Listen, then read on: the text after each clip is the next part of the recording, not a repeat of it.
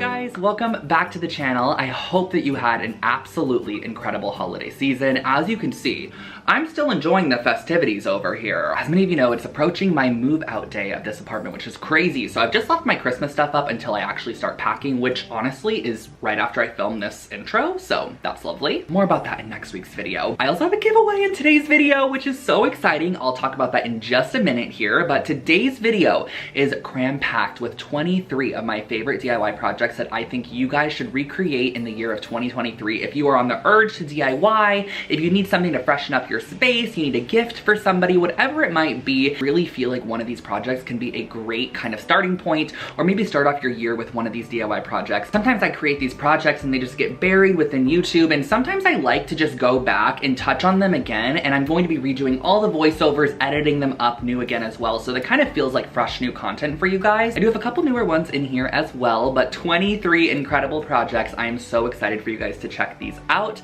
but I do have a little giveaway which I want to talk about, and this is honestly just for such an incredible year. 2022 was truly amazing here on Lone Fox, and it's all because of you. As many of you guys know, I purchased my home this year, which was that was one of the biggest goals I've ever had in life, was to purchase a house, and I cannot believe at 27 I bought a house, and it really is all because of you. I also gave away an entire home makeover to one of my Lone Fox family members, so if you have not seen that series, it is actually a 4-episode little mini series on my channel where I made over the entire house in 10 days. I'll put the playlist and a card up here if you are curious. I mean, that was like a pretty small giveaway, so I'm gonna have to do a bigger one. I'm just kidding. That giveaway was very large.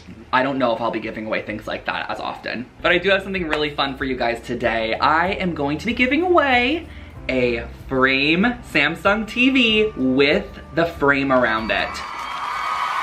So yes, one lucky commenter is going to win this Samsung frame TV, well, not this exact one very similar to this one, with the matching frame, and they can actually choose the frame style that they love. These are from Deco TV frames. I absolutely love mine. So all you have to do to enter this giveaway is simply leave a comment in the comment section below. Pretty simple, that's all you gotta do. You do also have to be a subscriber of my channel, and I will be cross-checking, so if you are not a subscriber, make sure to click that subscribe button, and you can actually get a second entry into the giveaway by simply following me over on Instagram. So if you are not already, my Instagram is just Lone Fox Home, same as my TikTok, but if you are already following me on Instagram, just leave an additional comment below. So leave your first comment as your first entry and an additional comment letting me know that you followed on Instagram with your Instagram username. That's a second entry into the giveaway. And I also have to say that I know not everyone wants a Samsung frame TV. I know not everyone watches TV, so if you do win this giveaway, I have not purchased said TV and frame for the winner yet, so I will gladly purchase you or even give you the money of similar value to the TV and the frame if that's not of interest to you. So if you don't like TV, you can still enter, do not worry. You can even sell it if you wanted to, like, do whatever you want. Maybe in your comment below, you can let me know what are some house goals, apartment goals, bedroom goals that you are planning this year. I would love to know, and let's go ahead and dive on into our first project. For our first project, we are going to be creating some large-scale artwork, and I love this project. I reference it all the time. All I did was I went to Blick Art Supply and pick up a couple of more affordable paintbrushes and acrylic paints, and I mixed them together. I got some neutral tones, but you can definitely do whatever colors you would like to, and I also got some really large canvases. I believe these were 24 by 36, and I'm just painting abstract shapes on these canvases. So I'm just doing large squares, different shapes, different colors, but really making them very subtle. I think that's the key to kind of abstract artwork, is creating subtle color variation, or I should say more so for minimal abstract artwork. Kind of creating that color variation under the same tone is really nice, and I love this one in particular. I added black for a high contrast as well, and I just created these shapes on the canvas. Once that was done, I cut down some 1x3s that I got at Lowe's, and I'm just going to be framing off this canvas, which really adds such a custom look to this piece for not a lot of money at all, because I'm just using some select pine boards, and I believe they were around $8 a board, and I just used 2 for each, so I spent about $16 per, and then the actual canvas itself was about $75. So I would say that you're all in around $100 on this project for one large canvas piece, but it's 2 foot by 3 foot on the wall. So I mitered the edges of all of the pieces for the canvas, and then I stained it using some natural wood stain. I just wanted something very minimal, very soft to go with the color tones that we have. And since the canvas is stretched around a wood frame, frame, you can just use a brad nailer or some small nails and a hammer to hammer in your frame on the exterior of your canvas, and that is how I finished them off. I just hung them up using a laser level inside, and this really made an impact in Marco's apartment.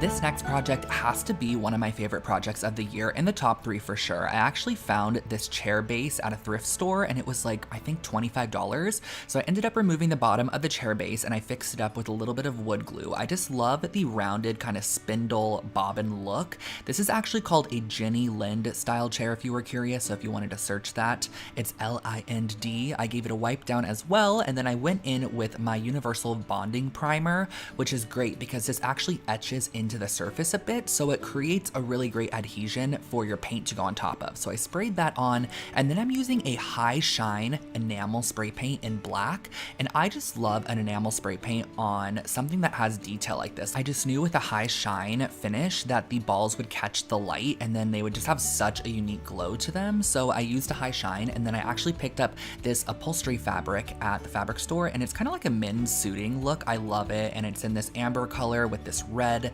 on top of it, which I feel like is a pretty daring fabric option. Red is kind of hard to work with sometimes, but I knew I was going to use a lot of red in the space, so I went ahead and stapled this around the exterior and then cut slits on the corner here so I can just pull that up and staple on the corner as well. I just think a staple gun like this is so key if you are working on upholstery projects or DIY projects in general. It's great to have one of these, and they're only really like $10 to $15 for a staple gun. So I use that to staple that on, and I actually had the cushions upholstered at an upholstery shop. So I didn't actually upholster the cushions myself because it was like $75 to have them both done. I ended up spraying over the entire chair base with just a glossy high gloss finish, and then this is what the chair ended up looking like in the space. The red was really subtle, and I actually did red curtains as well, and I absolutely love the way that this chair turned out. It is so fun, it photographs beautifully, it's extremely comfortable, and it's also such a statement piece that really completed and tied together this entire living room.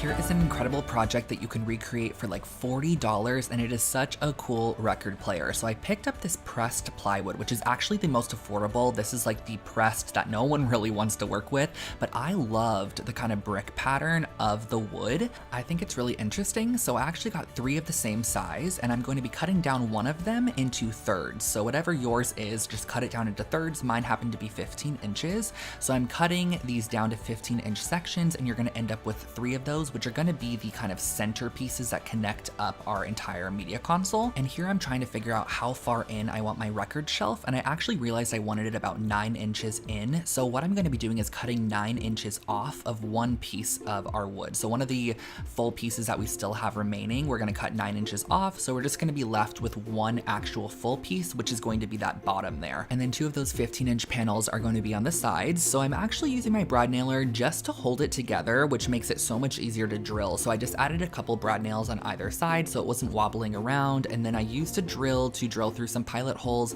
that were big enough for these 2.5-inch long wood screws that I'm using, and I'm using 3 of these on every joint that we're attaching together. So I added both of those side sections, then I flipped it over, and I'm doing the same exact process to attach the bottom here. I'm just using the brad nailer to hold the piece together temporarily, and then we're gonna go in with the drill and just drill some pilot holes so that our screws can go in and without splitting the wood. That's why we drill those pilot holes. So this is the shape that we have here. Now we're going to go to cutting down the legs. I wanted these legs to have an angle to them, so I cut a 9-inch piece of wood for the height of our legs, and then I'm going in and I'm actually going to be cutting 1 3/4 inch in on the bottom and then 2.5 inches in on the top, and then connecting those lines together and repeating the same process but inverting those measurements so that we're able to create these angled legs, which really kind of references a lot of mid-century pieces. So as you can see, the legs are sticking straight up and down, and I want to fix this as well. I want to give them a little bit of an angle, so I just clamped both of the legs together,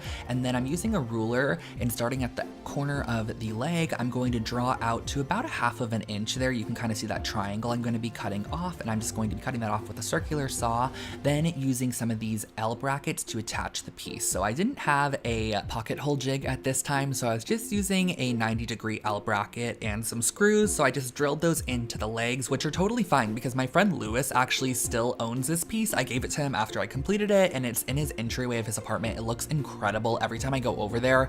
It just looks like an Urban Outfitters piece that was like $200. So I'm gonna be screwing this to the bottom, and I'm using 2 brackets on the inside, 1 on the exterior so it doesn't show once you flip it over. And this is what the piece looked like. Of course, we had to give it a little bit of a stain. And for this particular one, I'm going to be using some early American for a little bit of a rustic touch, but still channeling that mid-century warmth that I really love. And something about this wood just stains absolutely beautifully. I love the different kind of checkered panels in here, and you can just see the different cuts of wood throughout, which really isn't desirable, I guess, in other projects, but in this one in particular, I think it really adds a design feature, and it works in our favor because this is a more affordable piece of wood, which is great. So I stained the entire piece, including the legs, and this is how the record console ended up turning out.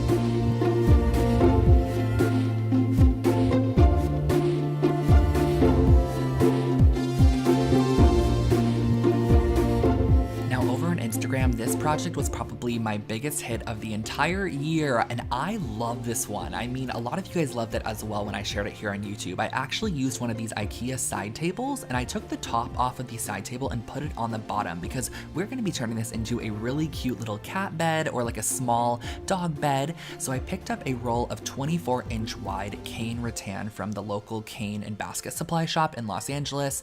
I love going there. The lady that owns it is so sweet. So if you ever pop in, let her know I said hello. And I'm going to be cutting this to the exact height of the table. So here I am marking that. And next what I'm going to be doing is creating a little bit of a template for our opening for our little dog or our little kitty to go inside of their pet cage in. So I folded that paper in half, and I'm drawing out an arch shape. You can draw whatever shape you'd like to, but I think an arch is really nice since this is a rounded table. So I drew that out just very roughly, and then I'm using a pair of scissors to chop that out. The reason we folded it is that once we cut this and open it, it's going to be symmetrical on either side. So you can just fold that up and adjust it if you need to with your scissors. I'm going to cut these frayed ends off of the rattan, and then we're going to be able to kind of start mapping out where we want that opening to be. So I'm going to be placing mine in the exact center. That way the seam of the rattan is on the back side. So I'm going to be using a pen to mark around our template and then use some scissors to cut that out.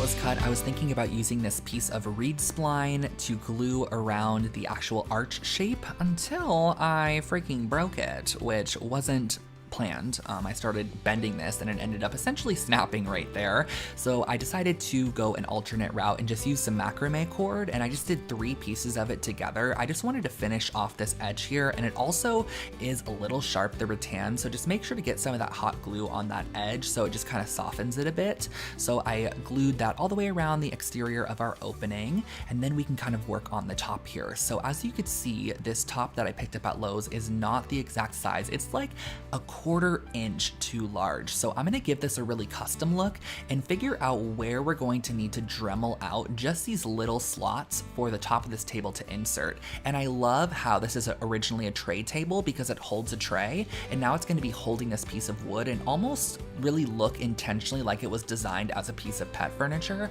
So I'm using a Dremel to just Dremel out those holes, and look how satisfying that looks once you insert it. I just think that looks great. And then I'm doing a little fit check here, making sure that our rattan wrapping is working great, which it is, and I'm going to be cutting this to the height. So I just went ahead and kind of marked that to the height of where I wanted this piece to end, and then I'm wrapping this around again to figure out how we're going to be attaching this. And I figured out the best way to attach it was to actually add some of this reed spline on the bottom, which is about 1/2 of an inch. That's going to finish off our edge, but it's also going to give us an area to add a bunch of hot glue that we could glue around the bottom of our piece.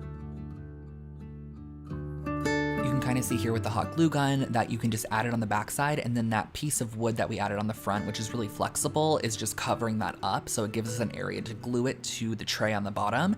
And then on the backside, I'm gonna be cutting these pieces together at the same time, which is a little challenging, but once you get it, you are good, because this is going to be a perfect, nice little seam, which I'm going to hot glue over the top with the same reed spline. If you go to the basket supply store, or if you look up basket supplies online, this is like a 5/8 inch reed spline is what it's called, and it's pretty affordable, so they come in strips, but I just think it really finishes off the piece and makes it look complete. So I also added one on the inside so the steam wasn't visible there.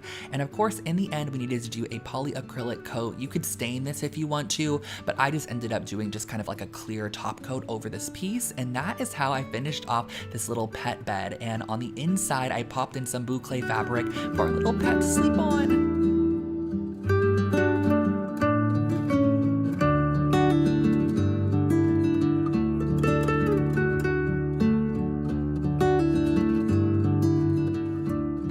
Super easy yet expensive looking piece of decor for your shelf or coffee table. So I'm starting out with some clay, and I'm going to be rolling this out into a long piece that's about 1/2 inch wide. We are actually going to be creating a clay knot, which is just kind of like a sculptural element that you can put on a shelf or on your coffee table. I love them and they're totally customizable. So as you can see, I keep rolling this out, and the best method for rolling is to spread your fingers as you're rolling. If you could see here, I'm kind of spreading my fingers as I'm rolling the piece. It gives you a lot more control.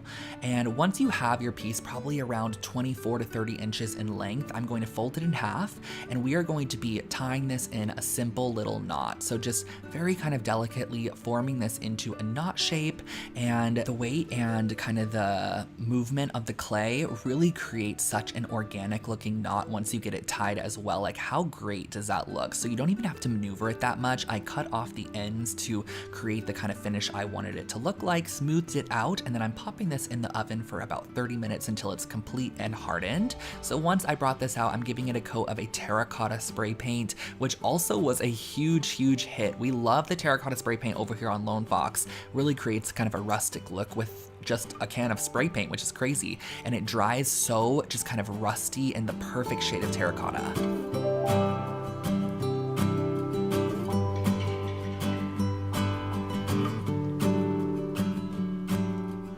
Absolutely love creating these rugs. I've done multiple on the channel. I'm starting off with this Raclev IKEA rug, which has the woven kind of strands in it. And I actually pulled the woven strands out of this one in particular because I just wanted to have a jute runner at the time, and they didn't have one in the size that I needed. And I also kind of like how this jute in particular isn't super chunky. It kind of has a softness to it, which I love. So I wanted to follow this vintage Killam style design, which is super simple. I'm going to be masking it out with some tape, and I figured buying tape at the width of which I wanted my actual kind of bricks to be would be the easiest way to do this. So that's exactly what I did. I think this was like a 2-inch wide piece of tape, and I just cut and created the exact shape across the front using some green frog tape, because once you have the shape fully created, you could bring it outside and use your favorite spray paint or fabric paint to give this rug a new life. So I actually thought I was going to go in with this white spray paint and give it kind of like a tone on tone look. I really thought that was going to look great, but when I brought it inside after giving it like a good dousing of this can of spray paint, I used the entire can, I brought it back in and I started peeling off the pieces, and it was just way too tone on tone. Like, I couldn't even see the pattern at all. It probably would have been pretty cool in the end if I took it all the way off, but I decided I wanted a little bit more contrast, so I went ahead and added those pieces back, and I brought it back outside where I gave it a coat of black spray paint. And I've had a bunch of questions on if this leaves the rug crunchy, and I will say it doesn't leave the rug soft, but I wouldn't say to do this on a rug that you're going to be putting, you know, in a family room. I would say do this on an entryway rug, somewhere that it could use a little bit more durability, and it is going to soften up over time. So immediately it's kind of a little crunchy, but then as you start wearing it out and using it, it's going to start actually softening up a bit. So I love the way this rug turned out. It turned out so pretty. It's in my closet currently, and I love it in there, but I've also done this rug in another pattern. This is a really fun way that I did it as well a while back. This one's in a bit of a chunkier jute, and then my first ever one I did by hand on the same exact rug. These are all IKEA rugs, and I love this one as well.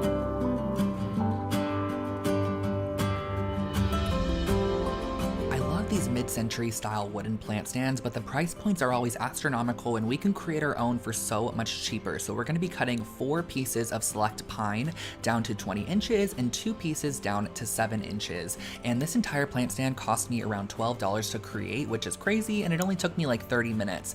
The legs are gonna be cut to 20 inches in length. We're gonna cut those on the miter saw, and in the end, we're gonna have 4 20-inch pieces and then 2 7-inch pieces. So on our 7-inch pieces, we're gonna find the exact center, which is 3.5, and then I'm gonna lay on top of that marking that I create of the center point, just a piece of wood that's going to be slatted in there, and then kind of trace the outer edges of that as shown. So this is our little area that we are going to be chiseling away to create a notch. So I'm going to be measuring down how far or how deep I want my notch to be, which should be exactly halfway down. Once we interlock them, it's going to make them look flush in the end. So this is going to be our section of wood that we are going to be cutting out. And the way that I'm going to do this is actually clamping it down and then using my jigsaw to just cut multiple cuts into the piece of wood. This is going to kind of weaken up the wood, and then you can actually go in with a chisel once you create a bunch of cuts just right next to each other continuously. You can go in with a chisel and just chisel away the small fragments of wood that are left.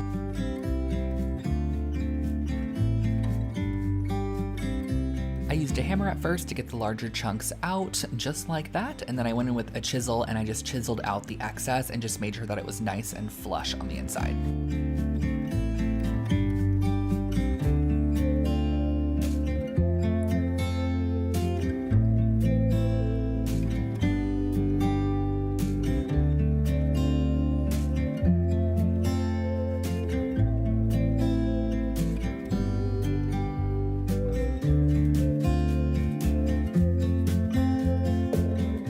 Once you complete both of your 7-inch sections, they can just interlock like this, and as you can see, it's nice and flush, so that's what you're gonna wanna look for with your piece. Now I'm measuring down exactly where I'm going to want to add our 7-inch sections on the 20-inch legs that we cut, because the legs also kind of create the arms, I guess you would say, that hold the pot above. So I'm just adding some glue to my 7-inch little piece there and just measuring down however far I want it to go. You can create your arms as high or as low you want based off of your pot. So I just had pretty low ones. And next what I'm doing is I'm flipping and inverting the other one, because this is going to be attached on top and it needs to be inserted so that it's nice and flush. So you're gonna need one of your notches facing up, one of them facing down, let it dry for about an hour, and then once it's dried down, you can go in with some pilot holes and secure this even more. So it's a lot more stronger than just using your wood glue.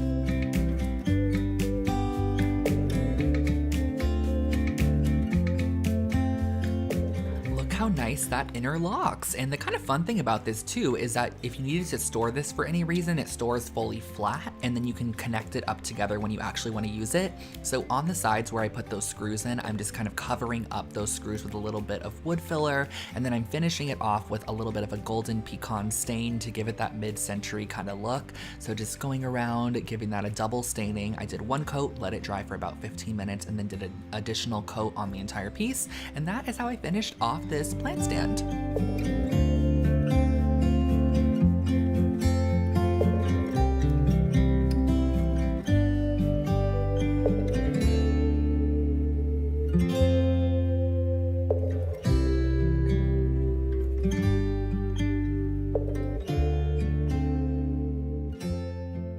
Here is such an easy light fixture DIY project, and everything's from IKEA. So I got this Hemna light cord, and I also am going to be using a 2.5-inch wide drill bit with a couple of their wooden salad bowls. So I got the large size and then also the medium size. I'm going to be drilling holes in the top of both of those right through the center, and then I'm going to be grabbing some wooden beads. This is a wide holed wood bead. I got these on Amazon, and I'm going to be stringing them up on some hemp cording. And once that's done, I'm going to be gluing these together. So the bowls I'm hot gluing together just like this, but I want to kind of cover up that middle section with a bit of detail. So that's why we actually strung those wood beads on, because we're going to tie them around the center almost as a little necklace for our light fixture.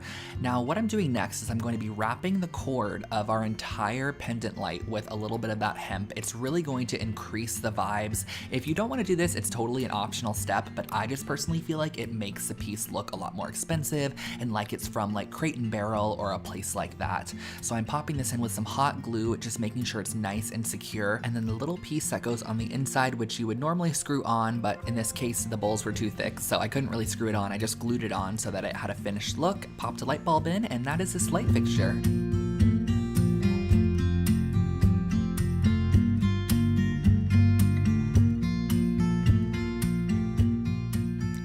Fan of tarnished or aged or kind of antique looking metal, this project is for you. I came up with this concept with some alcohol inks one day, and I love alcohol inks. I used to use them in my scrapbooking days all the time. It's like an alcohol based ink. It dries down really quickly, and you can layer them up and create really unique finishes. I do all my DIY mercury glass with alcohol ink, and so I'm using the color Mushroom, which is like kind of a dark warm gray taupey color. It is just like the perfect aged metal color over the top of gold or silver. Like, I use it all the time and I love the way that it looks. So I layered that on first, and once I have a layer of mushroom down, I'm going in with a color called Ginger, which just kind of has this warmth to it. It's almost like an amber tone, and I'm adding that on top of the candle holder. So you can really pop in other colors if you'd want to give it kind of like an oily, like oil slick look. That very kind of burnt copper look you can also achieve with alcohol inks. And I love how I was able to take these newer Target candle holders that I found at the thrift store and make them look like something that I actually got from the antique store in just a couple of minutes. And if you are at all nervous about, ruining the original piece, do not worry, because all of the alcohol ink you can easily wipe off with just some 100% alcohol. You could just wipe it right off. It comes off in a second. So I'm using some burnished amber spray paint. I'm just going to tap this down and then use my finger to add in a bit more darkness. This is just going to intensify our piece, really make it look aged, and you can go in and customize how dark some of the areas are. When you have your finger, you have a little bit more control, and I just love the way that this ends up looking in the end. The burnished amber spray paint is just like a perfect dark oxidized metal look, and I love the way that these taper candles ended up turning out.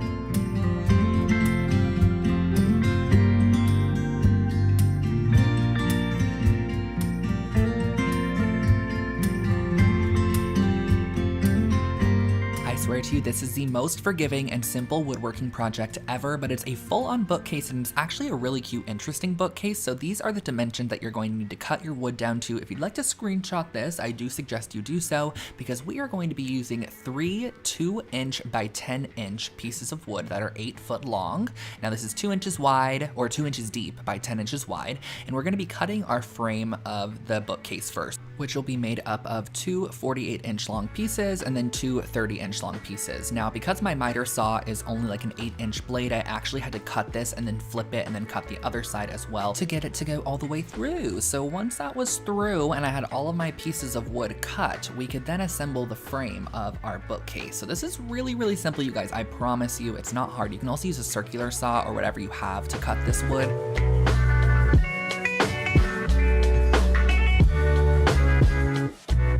Now we're going to use some 2.5-inch wood screws and just screw them right in. You don't need to drill a pilot hole before, and actually these screws on the box say that you don't even need to drill a pilot hole in any form.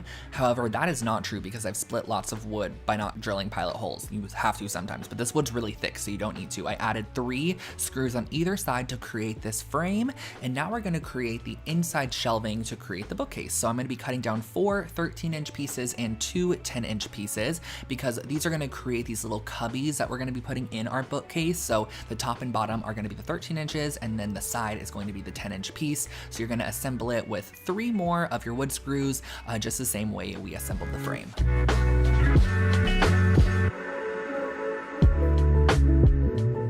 You could then place your little cubby inside and just kind of fit it to wherever you'd like it to go. I actually created 2 of them because I wanted one on the top left and then one on the bottom right. I'm going to be screwing these in, again, same exact way we've been working on everything. Just 3 of these wood screws in the side, and it's going to be nice and secure. I ended up having to flip the piece upright so I can get to the back side, so I was able to screw those in. Now, once this was assembled and our cubbies were added, all you have to do to finish this bookcase off is add some shelves. So we're going to be taking our remainder pieces of wood, cutting them down to the exact size that you need. So I just used a tape measure to measure, and just again insert 3 screws on either side, securing your shelf to the framework and then also securing your shelf to the inside of the cubby. So the whole build of the bookcase is so super simple, but it still graphically looks really interesting once you're done with it, and gives you a lot of different elements and areas that you can style on top of. So I'm going to be using some wood filler to fill in any of those holes. Just keep in mind whenever you're using a wood screw to actually drive the screw a little bit into into the wood. That way, once you fill it, it's completely covered and there's not any screw sticking out of the wood at all, and it just looks like a solid piece of wood. So let that wood filler dry for about an hour and then go back in with some sandpaper and take off any of that excess wood putty on top. So we're just gonna sand that away. Now, I actually went in and used a black paint on this piece. I wish I would have gone in with a black stain. If I was to redo this, I definitely would go back in with a black stain, but I just ended up doing a black paint, which does cover absolutely any imperfection. So if you do kind of have wood that's not great quality, the knots aren't very pretty, you can always paint it. So I went ahead and painted this one with a coat of matte black paint, and I also did a second coat once that was fully dry just to get the most opaque paint coverage, and the total cost of this project was only $45, but look how incredible it looks.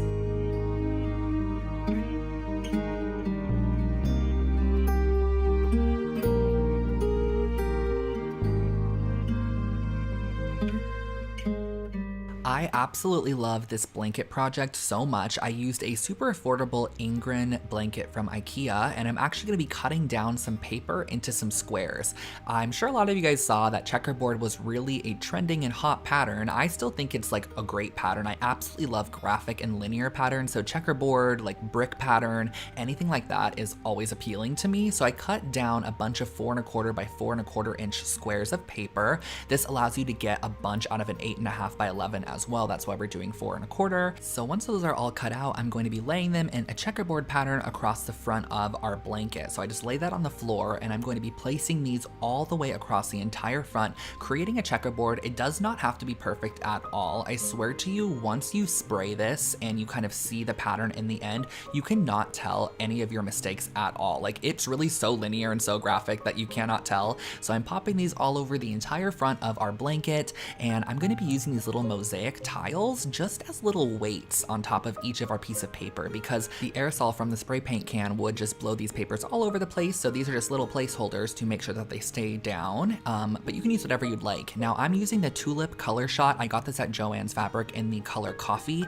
and this is unreal, you guys. Like, I just made sure to hold it pretty far away, and I sprayed every single square, but once this dried down, you could not even tell there was anything on this. It genuinely felt like the entire blanket was dyed professionally by somebody. Like, there was absolutely no crunchiness, there wasn't even like a feeling of paint in any remote way, and it's fully washable. Like, I'm really impressed by this product. It was not sponsored in any way either. I love it. So I definitely will be using it in the future. But once you pull off all of your squares, just reveal how incredibly amazing that looks. And even the inconsistent spray with the brown, kind of how I made it look a little bit tattered in a sense, really creates an organic look to the blanket. And I was genuinely so shocked at how soft and cozy this blanket was. I still have it to this day. It's currently in the Lone Fox room at the moment, and I will be using her in a makeover next year.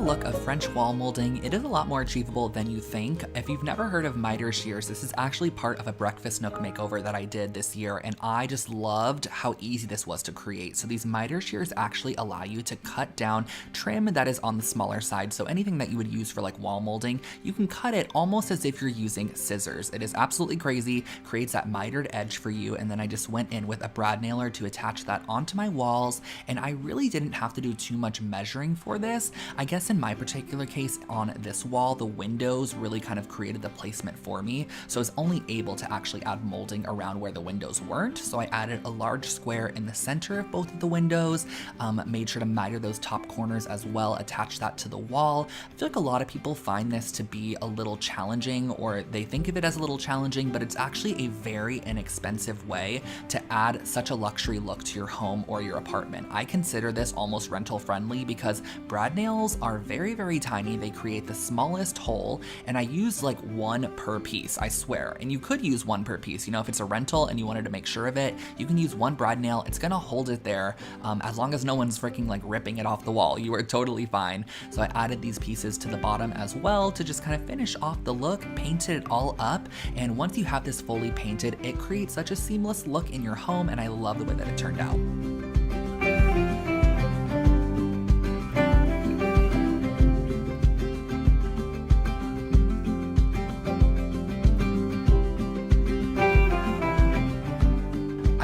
table in the breakfast nook as well, and I actually created it from a bunch of these wooden dowels, which I think are originally used for like closets as clothing rails, you know? So I'm gonna be cutting these down to 28 inches in length, and I cut down a whole bunch of them. I think I ended up having about 40 of them in the end that I ended up working with. So I cut those down to 28 inches in length, which is going to be creating the height of our table.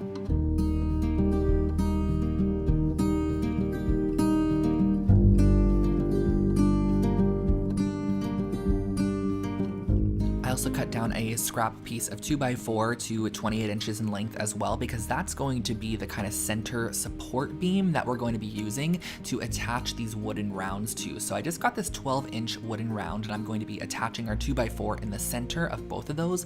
And make sure that your wooden rounds are in alignment with each other, and I just do this by rolling the piece to make sure that it's nice and centered. You're gonna wanna just try to get it as centered as you possibly can from the start. Once I had that centered, I went in with my wooden dowels, and I'm going to just place them on the edge of both of the wooden circles and just use my brad nailer to nail them downwards. Now, if you have any excess or the pieces aren't cut perfectly, keep flipping and rotating your piece, and always have the bottom circle be flush with the dowels, and any excess, have it be on the top there. So if you need to flip it and rotate it as you work and kind of, you know, just make sure that you flip it back before you add the next dowel so that it's always flush, because the bottom's gonna be visible, but the top will be hidden once we add the tabletop. So I'm gonna be wrapping these all the way around. It took me about an hour, and then I went in with the special walnut stain, but the special walnut just didn't really show up that well. So I decided to add the tabletop instead. This is a 36-inch round tabletop. They're like $75 at Lowe's, I believe. And I'm gonna be finding the inner 12-inch circle by just marking 12 inches out from the edge. So once you have that inner circle, I just kind of traced around there. On the bottom of the piece, I actually added these little plastic stopper legs just so it didn't scrape the floor or anything. And then I flipped it over and added a whole bunch of construction adhesive on top, because we're going to be attaching our tabletop here. And I made sure that the pencil side that we created our kind of guide on was underneath. That way we could center it and make sure it was nice and centered so it could adhere down. Let that dry for like 10 minutes or so, and then I went over the top of it with a stain called Kona, and that's what really created the depth on this wooden table. That's how I finished it off.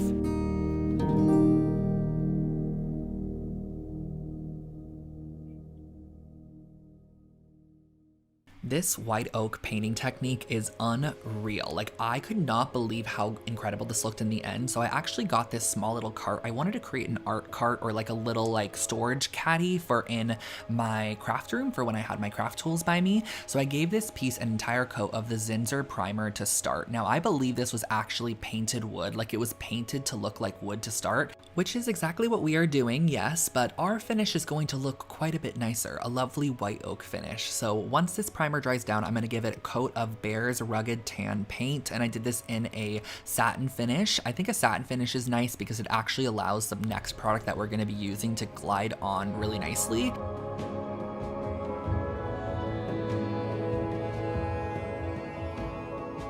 And that product is Rust-Oleum's Decorative Glaze in Java Brown. And now this is kind of like a translucent paint in a way. If you could imagine like a gel stain, but kind of like mixed with a paint.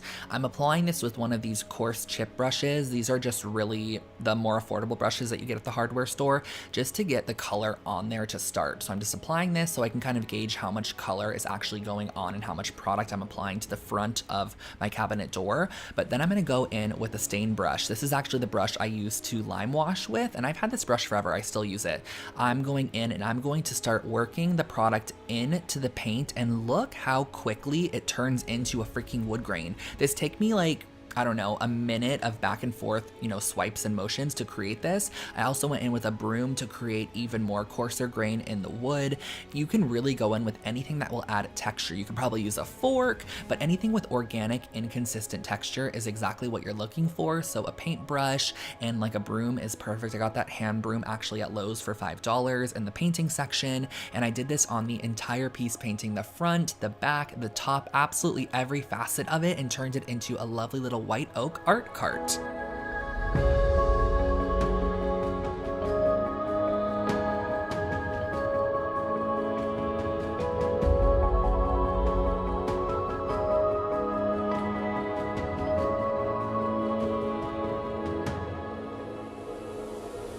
I've got another light and I've got another IKEA project for you. So this is our light base that we're going to be using. I have no idea how to pronounce that, so please do take a screenshot.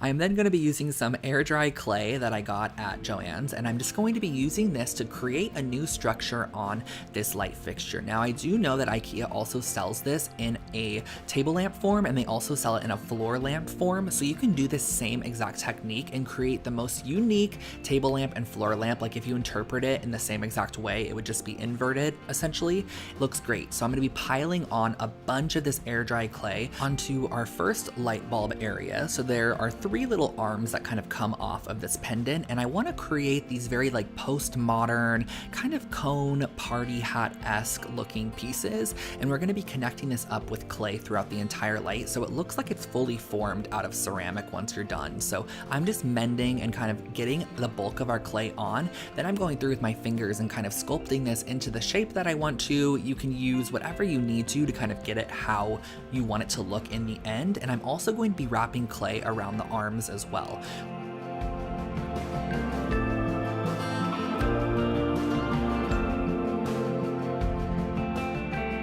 And this process is pretty repetitive because there are 3 arms that you're going to be doing the exact same thing with. So just continue that process, adding your clay around the piece, creating the shapes and trying to make them as similar as possible. Or you could totally vary them if you want to, and then just kind of make the clay meet up at the top and smooth it out with your fingers where it's needed.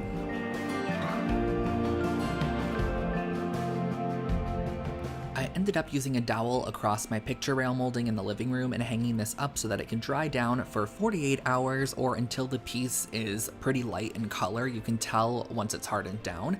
And as you can see, there were quite a bit of cracks actually around the area where the clay was super thin. So I went in with some joint compound and just kind of smoothed this over and almost rubbed it into the clay to make sure that I filled in all of those cracks, and did a generous layer of this on the entire piece because joint compound can easily be sanded down to whatever finish you kind of want it to look like. And so I sanded this down so it was nice and smooth before the painting process, which required just a little bit of prep work. I actually taped off the inside light bulb areas of the lights with a little bit of tape, and then I'm going to be using this matte French cream spray paint, and I'm going to be painting the entire light fixture. And I love painting this while it's hanging up because you can just kind of spin it as you need to, get all the little areas, and this is where you start seeing your fixture come to life because you start seeing less of the imperfections and more of a streamlined silhouette. And I just wanted to create a funky fixture, and I ended up going in with this stone paint, which I actually sprayed from really far back. It's kind of hard to see, but it created a speckled texture over the top. And I did this from about 6 feet away, just making sure that I masked off everywhere around my workstation. And once that was fully done, I let it dry down, and you can add back in the little bulbs because it comes with these little round orb bulb covers, and this really finishes off the light. I just love the way that it ended up looking, and it's just such a cool piece you could hang over like a breakfast nook table or in a little cozy corner.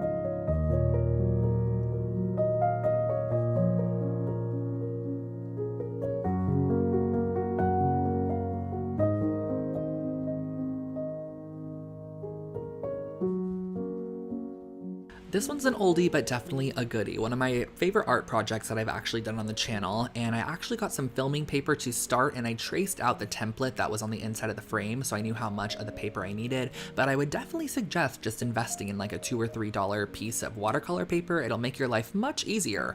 I ended up using some golden paint, just watered down with a bit of water, and I actually followed this Anthropology art print at the time, which I thought was just so beautiful, super organic. So I actually went in with the paintbrush and just applied paint and heavier kind of hand placement motions into areas where I wanted a more concentrated color. And you can even go back in and layer the color on top, but it is a very forgiving piece of artwork, which I really like about it. And I've always loved this piece. I still have it to this day.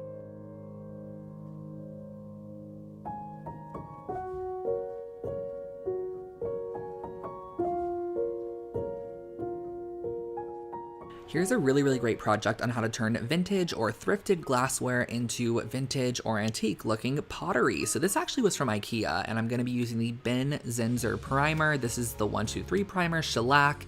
It really coats onto anything, including glass. So I gave that a good coat, let it dry down, and then went back inside once it was dry and grabbed some air dry clay because we're going to be creating some handles for this. I feel like this is such a unique way to make any glassware piece look more like ceramics, and I'm just creating this kind of large large log of clay that I'm going to be forming into a handle shape and just pressing and almost mending the clay into the actual piece. And do not worry, because we're going to be using a thick paint mixture which will hide any of these like elevated points, so you don't have to get it super smooth, but however smooth you can, just try to blend it into the primed piece. And once that handle is on there, we're going to be creating our paint mixture. So this is just a little bit of household latex paint and like a light cream. I'm also adding a little bit of acrylic paint in this reddish tone because I wanted it to be just kind of a little bit of a salmony shade, but still on the nude side. So once I got the color that I desired, I actually went ahead and added in a bunch of baking soda, and this is going to react with the paint and create a textury, almost sandy finish to your paint,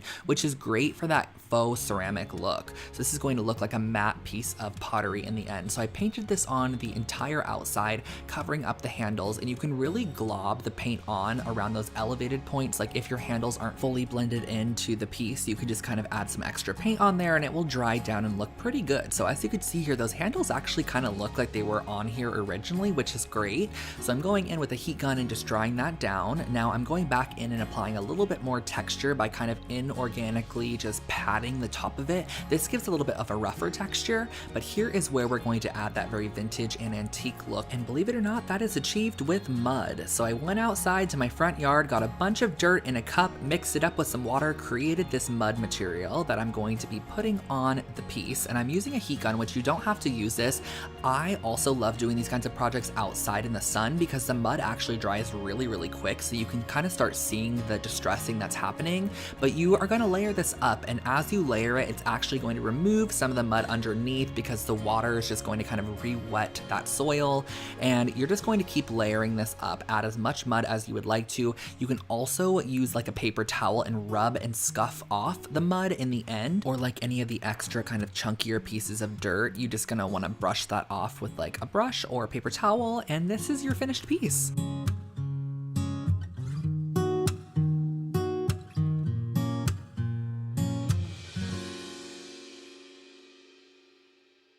If you guys remember those tiled nightstands that I made a while back, I ended up actually keeping some of those extra tile sheets, and I wanted to share with you how I created these tiled coasters because they are super easy to create and you can create a whole bunch of them at once if you wanted to like give these out as gifts. I feel like they would be so cute to give out as gifts, and you can also customize them to each person. I'll show you how. So these are 2x2 inch tiles that I got at Floor and Decor, and I cut them down to be 2x2 in a grid, and I actually backed them with some cork. So I used some hot glue and I just glued this on the backside with cork because a lot of coasters actually are backed with cork so it protects your surface. So once I glued all of these down, I just used my X-Acto knife to trim off any extra. I first coated the tiles in a Zinsser primer, which you couldn't see. It was like literally white going on top of white. And then I added this light pink, just acrylic paint over top. I'm doing 3 coats of this to make sure that it's nice and opaque, and then cooling it down, or I guess heating it up and drying it down with my heat gun. Once that was done, I actually got this Mod Podge, and this Mod Podge is in a hard coat finish. So it's meant for durability. It's meant to be washed in the dishwasher. Once that dried down, I'm adding my grout. This is just some pre-mixed grout, which I also got from Floor and Decor. This was in the color Warm Gray, and I added this in all of the cracks just with my finger. There's no need to use like a trowel or anything. Just wipe off the extra with a paper towel. I used some joint compound to seal off the edge and make it look like a thick piece of tile, and that's how I finished off these coasters.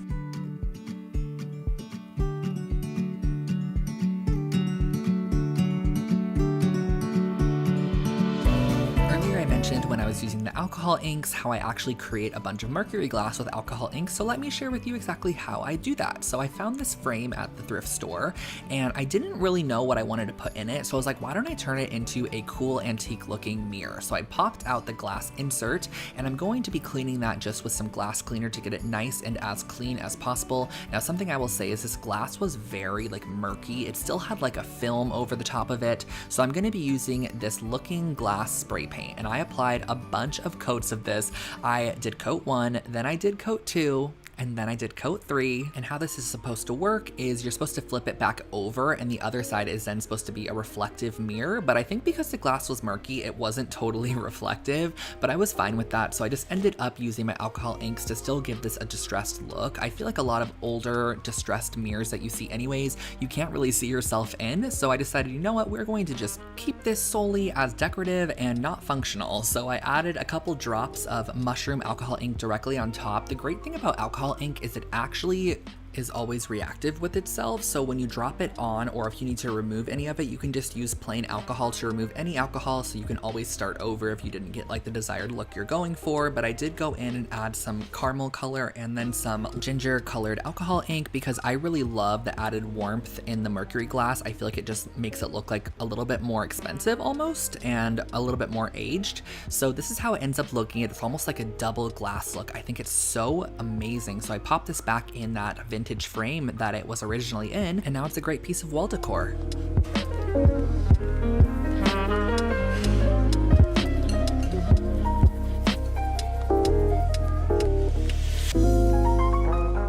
Now here is a fun project. This is actually a thrift flip that I did a while back. I found this lamp base at the thrift store for $5. So I measured the height of the lamp base with my tape measure, and I found out that it was 51 inches in length. And I had been saving this cardboard tube for like honestly a year and a half. A large roll of paper came in it and I wanted to do something with it. So I ended up cutting this down to that 51-inch measurement, and then I used a handsaw just to cut this cardboard tube down.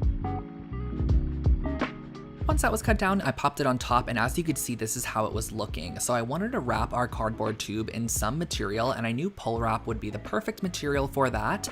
And this was before I actually did the Architectural Digest project, if you guys remember. So this was when pole wrap was very accessible, and now I swear I can never find it anywhere. I don't know if that's a coincidence or what, but sometimes I wish I don't share projects because then all the materials are gone. Like pole wrap. Just kidding. I love you guys.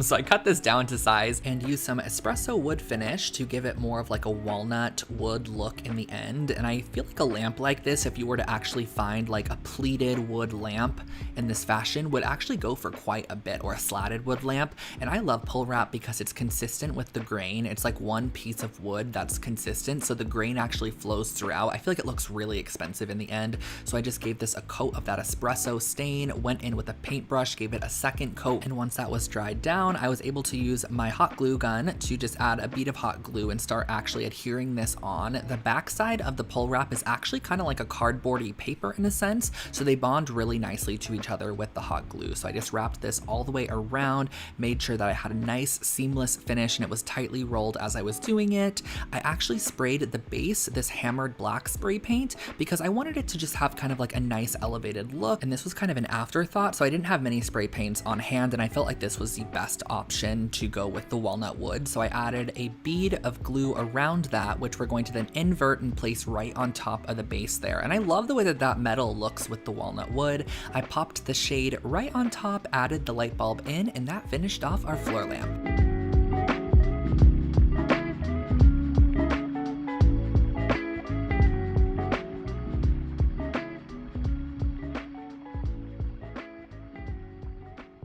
I had this DIY project styled on top of my mantle for like a 6-month period, and every time I would post a photo of it, everyone would ask where it's from, and I actually made it. So I got one of those wooden salad bowls from IKEA, and I'm actually using one of the lines across the top as the placements for my dots, and I just did my first dot and then measured an inch out and just did an inch space between each dot, and then used a drill to drill through. And you're gonna want your drill bit to be as wide as your lace is gonna be, so whatever you wanna just kind of string through here, whether it be the leather cord I'm using or some suede cording, macrame cording, whatever it is. And if you do mess up, do not worry, you can totally go back in and use some wood filler to fill over top, because we will be painting this to create a lovely contrast.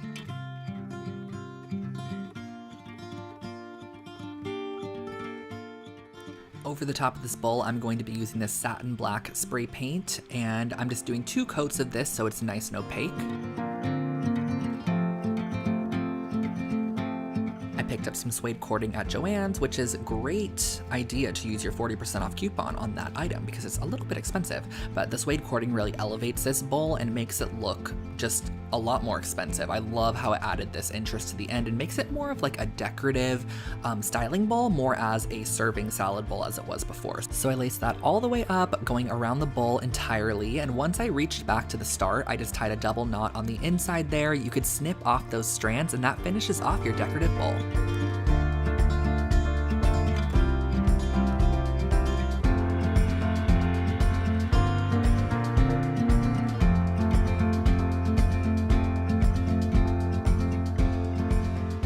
favorite DIY planter I have ever created, and it starts off with an empty paint can and some 3/8 inch dowels. That is hard to say, 3/8 inch dowels that are cut down to 5 inches and 6.25 inches. Now the 5 inches is actually referring to the height of the paint can, which I then painted matte black. So as you can see here, I'm going to be gluing down one of our dowels, which is 5 inches tall, to the side of the paint can. So whatever your paint can is, just do your first dowel measurement to that height. And then the second measurement is your first measurement plus however tall you want it to sit off, or however tall you want the legs to be, which I wanted mine to be 1 1/4. That's why they are 6.25 inches in length. So I added on 4 of the 5-inch tall dowels to start with some hot glue. And then when you want to add on a leg section, just make sure that you're adding hot glue to the top half and make sure that it doesn't go onto the leg that's underneath, but you're still attaching it flush with the top of your planter, if that makes sense, so that the wood on the bottom that's overhanging is going to be creating the leg. So I actually just used 2 pieces of wood for each of the legs, and then I added on more of the 5-inch sections as I went around, and then I just added a leg wherever I felt like I needed one. I think I did about 8 dowels, and then I added a leg, and there was one side that ended up having 9 dowels, but you could not tell at all. Like, even when you looked at it from straight on or directly from above, as you can see here, you cannot tell it is uneven at all. So I went in with some wood stain and early American to finish this piece off, and I just really feel like this looks like such an elevated, nice planter that was really thought out, but it was extremely simple to make, and I feel like the excess leg at the bottom just adds such an interesting element to such a simple piece.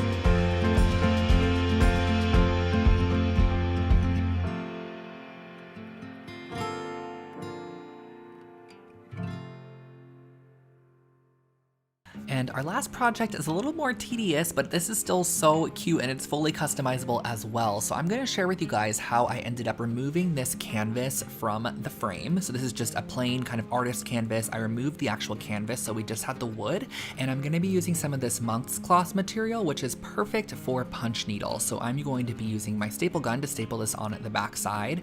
We are basically using the canvas as a frame for us. Like, you can create your own frame if you wanted to, but this canvas was a couple of dollars, so I just thought that it was a lot easier than having to create a wood frame and get out the power tools. So I'm just measuring out on the inside of this how wide I want the front of my pillow cover to be, so I know where I'm going to be punch needling. And keep in mind, if you get a larger canvas, you can create a larger pillow. It's all determined on the size of frame that you have and how much fabric you have. So then I'm going in and creating the shapes that I want to create. I kind of wanted to do this like mountain scene with very organic shapes to it. There was no rhyme or reason. It was just supposed to be like more of a color story. And then I'm using this punch needle tool, which you find on Amazon, and I just went through with my yarn and just started punch needling in this white section to start. Now this is a little bit of a tedious process, but it's definitely a project that you do while watching TV or like listening to music.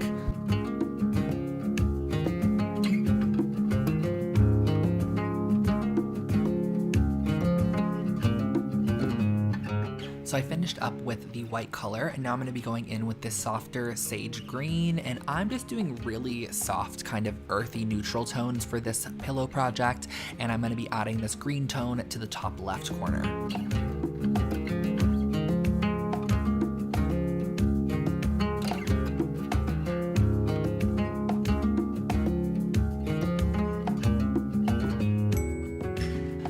Loopy texture that you're seeing is actually the reverse side of the punch needle. So as you're working with the punch needle, you're grabbing the loops on the bottom side, or if your needle is good enough, it's actually creating them for you. But I actually flipped mine and inverted it, so I had different textural elements throughout my pillow. I had some of the more tufted look and then some of the very kind of flat look as well. So this is the side of the pillow that I wanted to go with, and I'm going to be removing this from the frame just with an X-Acto knife, or you can use scissors, whatever you have.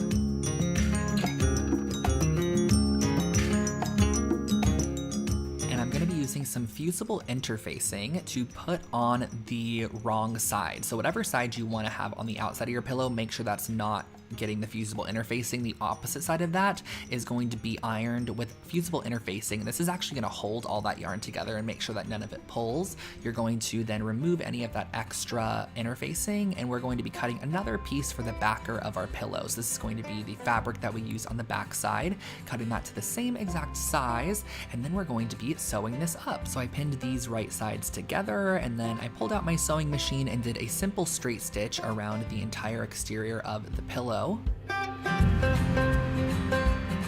Flip the pillow inside out and leave one side open or just a corner, but if you want to stuff a whole insert in there, you can just leave one side open and then sew it up. But I just left a little corner open and I used some extra batting that I had, so I just put that on the inside there and then hand sewed the hole shut, and that finished off my little yarn decorative pillow.